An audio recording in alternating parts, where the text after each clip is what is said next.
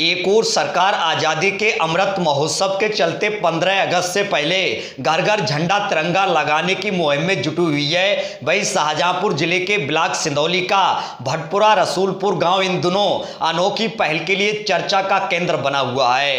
दरअसल इस गांव के ग्राम प्रधान अनिल गुप्ता ने गांव के 56 पानी के सरकारी नलों में भारतीय झंडे के रंगों से सराबोर किया है।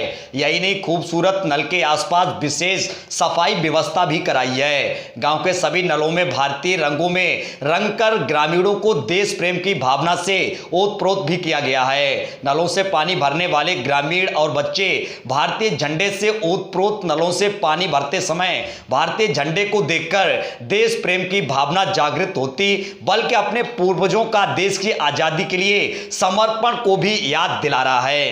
दरअसल यह गांव प्रशासन की तरफ से हमेशा से मॉडल स्वरूप गांव घोषित होता रहा है। पिछले 10 वर्षों से इस गांव के ग्राम प्रधान अनिल गुप्ता ने इस गांव के लिए बड़े पैमाने पर वृक्षारोपण करा है, बल्कि सड़क नालियों को दुरुस्त करने के साथ साथ गांव की साफ सफाई व्यवस्था में नंबर 1 बनाया है। इन नलों के जरिए हर घर में पेयजल व्यवस्था मुहैया कराने के साथ साथ ग्रामीणों के लिए सेल्फी पॉइंट भी बनाए गए हैं। यही नहीं, इस गांव हनुमत धाम भी चर्चा का केंद्र रहा है। अब आजादी के अमृत महोत्सव से पहले ही इस गांव के ग्राम प्रधान अनिल गुप्ता ने अनोखी मुहिम शुरू करते हुए सभी गांव के नलों में भारतीय झंडे के रंगों से भरने के साथ साथ गांव के बिजली के खंभों में भी भारतीय झंडे से रंग पर नई मुहिम शुरू की है। इस मुहिम से इस गांव के ये नल आसपास इलाकों में चर्चा का केंद्र बने हुए हैं।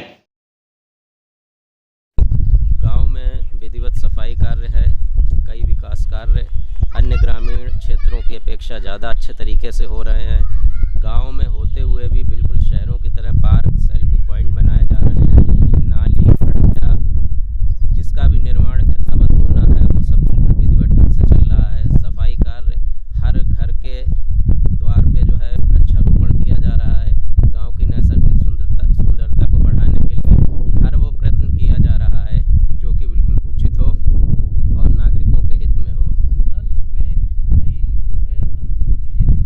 ये नल पूरे गांव में लगभग 60 के करीब हैं, जिन सारे नलों को उन्होंने तिरंगे के कलर में रंगवाया है और ये ग्राम पंचायत की तरफ से कार्य किया जा रहा है।